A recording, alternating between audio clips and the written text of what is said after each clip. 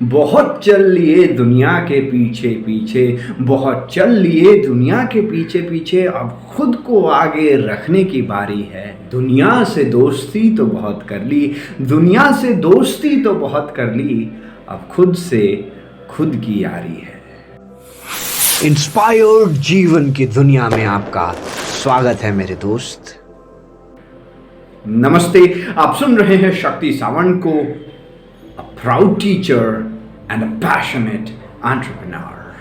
हिंदू साहित्य में नारद मुनि, जो कि देव ऋषि कहलाते हैं और भगवान विष्णु के बहुत बड़े भक्त भी माने जाते हैं। नारद मुनि जो कि सभी को ज्ञान प्रदान करते थे और दिन भर जब मौका मिले नारायण नारायण का जाप करते रहते थे। सभी लोग उन्हें भगवान विष्णु का सबसे बड़ा भक्त मानते थे।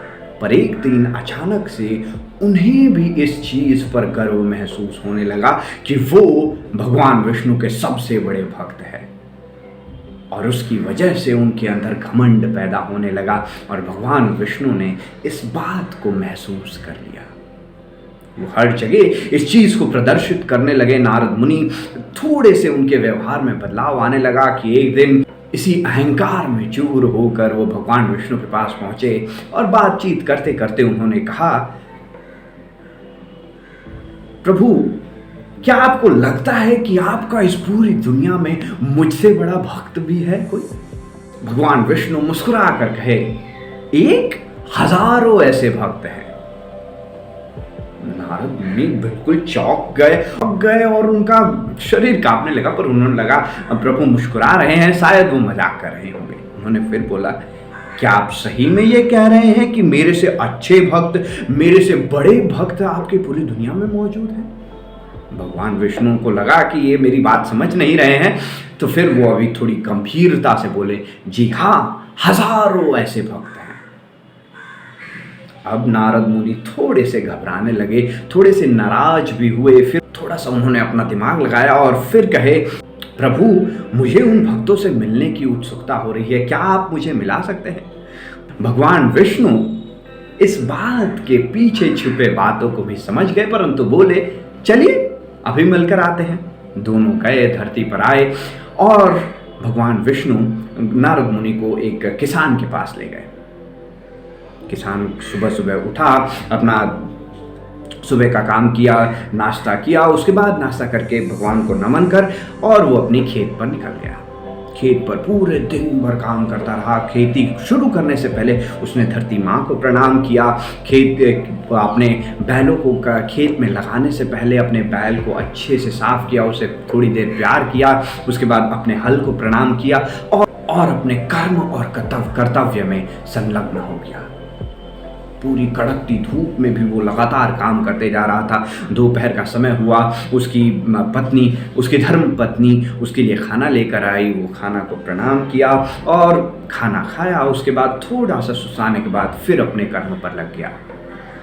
शाम होते ही वो अपने घर गया और ये सारी चीज़ें नारद मुनि और भगवान विष्णु देख रहे थे साइड में। और नारद मुनि थोड़ी थोड़ी मुस्कुराहट उनके मस्तक पर दिख रही थी, क्योंकि सुबह से लेकर अभी शाम होने को आई थी, पर उस किसान ने एक बार भी नारायण नारायण या भगवान विष्णु का नाम तक नहीं लिया था। उनको याद करने की तो बात ही दूर थी। खैर, वो वापस घर लौटा, अपने बच्चों को थोड़ी देर प्यार किया, उनके साथ बातचीत की, खाना पीना खाया और भगवान को नमन कर सो गया।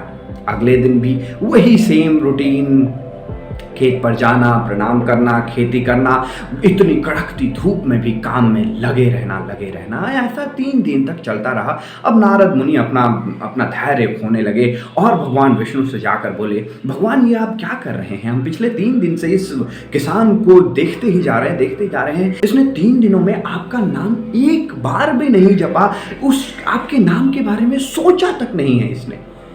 फिर आप कैसे कह सकते हैं कि ये मेरे से बड़ा भक्त है आपका? भगवान फिर मुस्कुराए और कहने लगे, मैंने ये कब कहा कि ये मेरे नाम का जाप दिन भर करता रहता है? मैं तो इस पर कई दिनों से नजरें गड़ाए हुए हूँ। ये अपने बचपन में 2-3 बार लिया होगा मेरा नाम, उसके बाद उसने कभी मेरा नाम लिया ही नहीं है। ये तो बस अपने कर्तव्य में लगा रहता है। इसे इसके पिताजी ने एक बार कहा था कि भगवान विष्णु ने भगवत गीता में कहा है कि कर्म और कर्तव्य ही पूजा है। अगर तुम इसकी पूजा करते हो तो भगवान हमेशा तुमसे प्रसन्न रहेंगे। और तब से ये रास्ते से भटकता ही नहीं है। अगर इसके रास्ते में कोई रुकावट आती है तो भी ये मुझसे कोई शिकायत नहीं करता। ये अपने अंदर झांकता है, उसे सुधारने पर लग जाता है, और ना ही ये मुझसे कोई चाहत रखता है। जो इसके पास है उस पर कृतज्ञता महसूस करता है और आगे अपनी अच्छी दुनिया बनाने के लिए हर रोज काम पे लगा रहता है। और इसीलिए ये एक महान भक्त है। कर्म और कर्तव्य ही पूजा है। ये सुनते ही नारद मुनि का अहंकार धीरे धीरे कम होने लगा और वो प्रभु से क्षमा मांगकर अपने कार्य में संलग्न हो गए। माय डियर फ्रेंड, जीवन में कर्तव्य और कर्म ही पूजा है। नारद मुनि, जो कि हिंदू साहित्य में देव ऋषि माने जाते हैं, एक बहुत ही महान मुनि हैं, ज्ञानी भी हैं, पर ये कहानी दिखाती है कि इतने महान व्यक्ति होने के बावजूद उनके अंदर थोड़ी सी कमियां आ गई। तब उन्हें भगवान ने उनका मार्गदर्शन किया। हमारे जीवन में भी कई बार ऐसा होता है कि हम अपने रास्ते से भटक जाते हैं।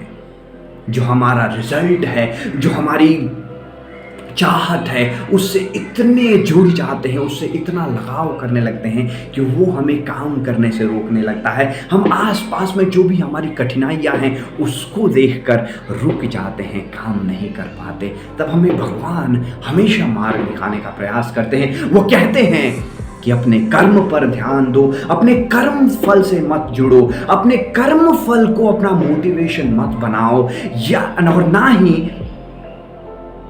अपनी अटैचमेंट को काम ना करने का कारण बनाओ। जो आपका कर्म है, जो आपका कर्तव्य है, सिर्फ उसका पालन करते रहो। आप जीवन में अभी जहां पर भी हैं, आपके कर्मों के कारण है, और आप कल जहां पर भी होंगे आपके आज के कर्मों पर ही निर्भर करता है। तो अगर आपको अपना कल सुधारना है तो आज काम करना होगा, और आज काम करने के लिए एक बेहतरीन माइंडसेट की जरूरत है। और वो माइंडसेट हमें फिर भगवान श्री कृष्ण सिखाते हैं, जो कि उन्होंने उस किसान के बारे में कहा था कि वो हर रोज के लिए कृतज्ञ है और अपनी एक दुनिया को बेहतर बनाने के लिए एक विजन भी रखता है। तो आपके पास जो अभी है उसके लिए कृतज्ञ हो जाइए, उसके लिए ग्रेटफुल रहिए कि आपके पास ये मोबाइल है जिससे आप देख रहे हैं, आपके पास एक ईयरफोन है, उसके लिए कृतज्ञ होइए। लेकिन आपको अपने जीवन को कैसा बनाना है उसके विजन पे भी काम करते रहिए। दोनों चीजें एक साथ होना बहुत बहुत रेयर है, लेकिन जिसके पास होता है वो कामयाबी की ऊंचाइयों तक पहुंचता जाता है।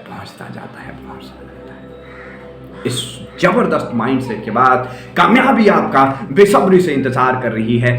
आप सुन रहे थे इंस्पायर्ड जीवन, क्योंकि आपकी जीवनी भी एक प्रेरणा है।